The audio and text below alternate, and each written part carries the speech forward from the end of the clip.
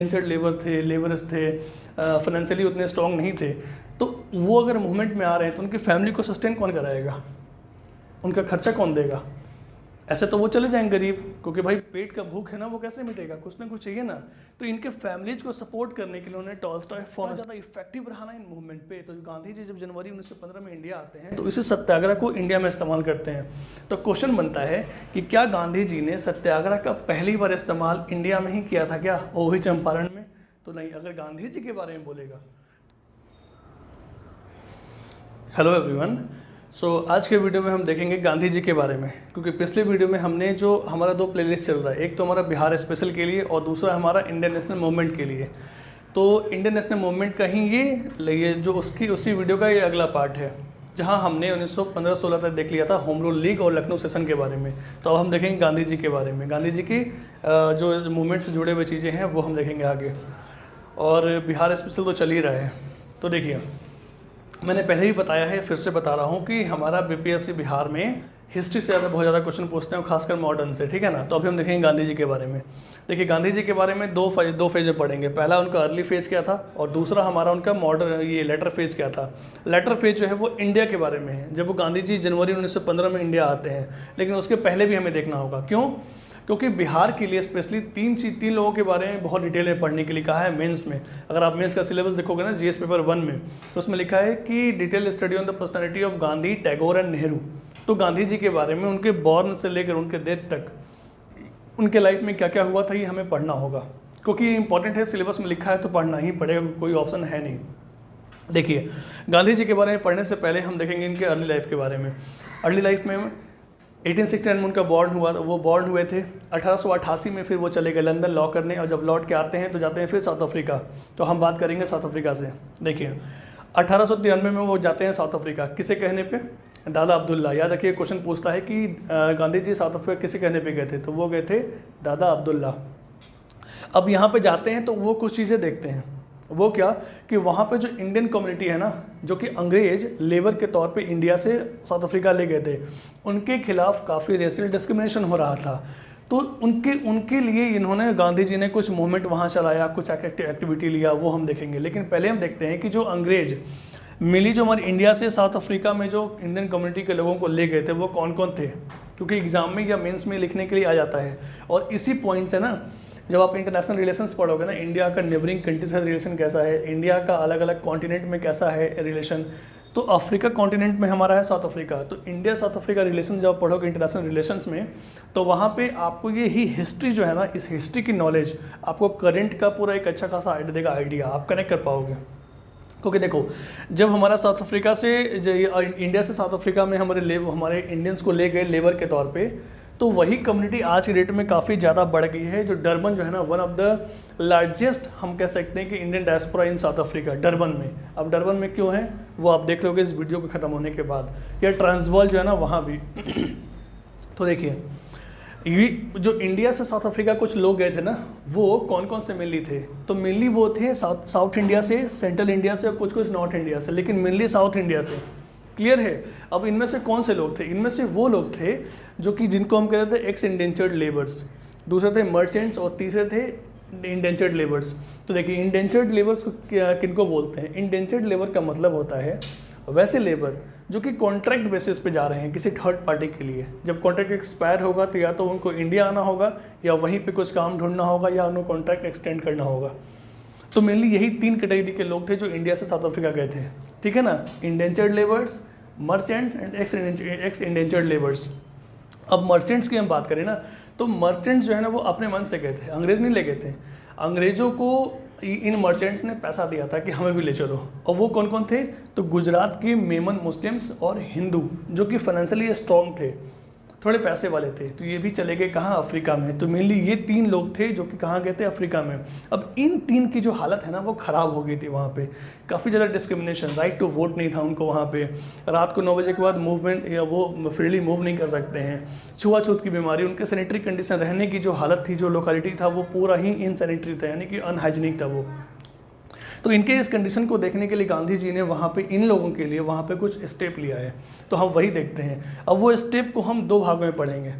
पहला है कि गांधी जी का साउथ अफ्रीका में अर्ली फेज क्या था, मतलब मॉडरेट फेज क्या था, और गांधी जी का साउथ अफ्रीका में एक्सट्रीमिस्ट फेज क्या था। एक्सट्रीमिस्ट इन द सेंस हम इंडिया के एक्सट्रीमिस्ट से बात नहीं कर रहे हैं, क्योंकि इंडिया के एक्सट्रीमिस्ट जो थे ना वो थोड़े से एग्रेसिव और वायलेंस था, लेकिन गांधी जी का जो एक्सट्रीमिस्ट फेज था वो था नॉन वायलेंस वाला पैसिव रेजिस्टेंस। तो हम वो देखते हैं।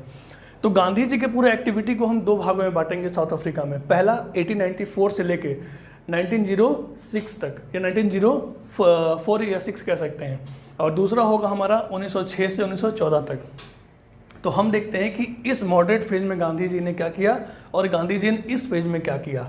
इसमें टेक्निक क्या था, उसमें टेक्निक क्या था, हम वो देखते हैं। देखिए 1894 से 1906 तक गांधी जी का जो स्टाइल था ना वो था मॉडरेट वाला, यानी कि पटिशन देना, गवर्नमेंट से बात करना, मेमोरेंडा देना, मीटिंग स्केड्यूल करना, कॉन्स्टिट्यूशनल प्रोसेस को फॉलो करना। इसलिए 1894 से 1906 तक गांधी जी का जो फेज है ना साउथ अफ्रीका में, उसको हम लोग कहते हैं मॉडरेट फेज। और यहाँ पे उन्होंने कुछ काम किया था, कुछ स्टेप लिया था। वो क्या था कि इन्होंने नेटल इंडियन कांग्रेस का एस्टेब्लिशमेंट किया था साउथ अफ्रीका में। नेटल इंडियन कांग्रेस एग्जाम में पूछता है कि ये ऑर्गेनाइजेशन किसके द्वारा बनाया गया था, और यहीं पे उन्होंने एक मैगजीन पब्लिश किया था, वो था इंडियन ओपिनियन। याद रखिएगा, इंडियन ओपिनियन। प्लस 1904 में इन्होंने एक फॉर्म एस्टेब्लिश किया था, वो था फोनिक्स फॉर्म। तो याद रखिएगा, साउथ अफ्रीका में गांधी जी के द्वारा सबसे पहला जो फॉर्म एस्टेब्लिश किया गया था ना वो था फोनिक्स फॉर्म। ये किस लिए किया गया था, ये किया गया था कि इनके टेक्निक थे ना जो मॉडरेट फेज वाला, या फिर जो भी स्टाइल ऑफ इनका सत्याग्रह था, उसको इम्प्लीमेंट करने के लिए फोनिक्स फॉर्म का एस्टेब्लिशमेंट किया था इन्होंने। तो ये जो कुछ चीज़ें हैं ना, ये आपको हो गया 1894 से 1906 तक के जो गांधी जी ने एक्ट किया था। अब ये फोनिक्स फॉर्म हुआ कहाँ था, तो अभी देखो ये डरबन में हुआ था, डरबन में एस्टेब्लिश किया था इन्होंने, ठीक है, largest Indian population in south Africa. अब ये देखिएगा, ये चीज़ हमारा हो गया इस फेज में। इसलिए जब काम या बात नहीं बना तो थोड़ा सा उन्होंने अपने स्टाइल को चेंज किया। लेटर जो फेज है ना साउथ अफ्रीका में गांधी जी का, वहाँ पर उन्होंने थोड़ा सा स्टाइल को बदला। अब उन्होंने क्या किया कि उन्होंने पैसिव रेजिस्टेंस या सिविल डिसोबीडियंस को अपनाया। अब याद रखिएगा, यहाँ जो पैसिव रेजिस्टेंस है ना, आप कंफ्यूज मत होना, जो मैंने पिछले वीडियो में बताया है, एक्सट्रीमिस्ट का भी जो आइडियोलॉजी या टेक्निक था ना मूवमेंट का, वो था पैसिव रेजिस्टेंस। लेकिन गांधी जी और उनमें फ़र्क था। एक्सट्रीमिस्ट का जो पैसिव रेजिस्टेंस था वो था वायलेंस, ठीक है ना, लेकिन गांधी जी का जो पैसिव रेजिस्टेंस था वो वायलेंस नहीं था बल्कि नॉन वायलेंस था, याद रखिएगा। तो इसी पैसिव रेजिस्टेंस और सिविल डिसोबीडियंस को टुगेदर हम कहते हैं सत्याग्रह। गांधी जी के द्वारा ये दोनों था हमारा सत्याग्रह, और इसी सत्याग्रह को गांधी जी ने इस्तेमाल किया था इस 1906 से 1914 के फेज में, अलग अलग मूवमेंट के लिए इस्तेमाल किया था। तो इसी से यहाँ जो इतना ज़्यादा इफेक्टिव रहा ना इन मूवमेंट पे, तो गांधी जी जब जनवरी 1915 में इंडिया आते हैं तो इसी सत्याग्रह को इंडिया में इस्तेमाल करते हैं। तो क्वेश्चन बनता है कि क्या गांधी जी ने सत्याग्रह का पहली बार इस्तेमाल इंडिया में ही किया था क्या, वो भी चंपारण में? तो नहीं। अगर गांधी जी के बारे में बोलेगा तो हम कहेंगे नहीं, साउथ अफ्रीका में भी सत्याग्रह ऑलरेडी वो इम्प्लीमेंट कर चुके थे। इंडिया में अगर बोलेगा तो हाँ, इंडिया में पहला वो चंपारण में किए थे सत्याग्रह का इस्तेमाल। क्लियर है? अब देखिए इस टेक्निक का वो इस्तेमाल कहाँ किस किस मूवमेंट को रोकने के लिए या उसके अगेंस्ट में किया था उन्होंने। पहला था इसमें कि सत्याग्रह अगेंस्ट रजिस्ट्रेशन सर्टिफिकेट्स। अब इसमें क्या है ना कि 1906 में इंडियंस को, जो भी इंडिया से साउथ अफ्रीका गए हैं, तो इंडियंस जो थे साउथ अफ्रीका में, उनको अपने होने का, इंडियन होने का एक रजिस्ट्रेशन सर्टिफिकेट रखना पड़ा था एनी टाइम अपने पॉकेट में। अगर आप नहीं रखोगे तो इनवैलिड हो जाओगे या फिर वहाँ पे पनिशमेंट आपको मिलेगा। तो इसके अगेंस्ट में काफ़ी ज़्यादा उन्होंने, गांधी जी ने सत्याग्रह का इस्तेमाल किया, और इसी के लिए उन्होंने क्या किया, पैसिव रेजिस्टेंस एसोसिएशन का एस्टेब्लिशमेंट किया था। तो एग्जाम में पूछता है कि पैसिव रेजिस्टेंस एसोसिएशन किसने एस्टेब्लिश किया था, वो थे गांधी जी के द्वारा। दूसरा मूवमेंट जिसमें कि सत्याग्रह टेक्निक को इस्तेमाल किया था गांधी जी ने साउथ अफ्रीका में, वो था campaign against restriction on Indian migration.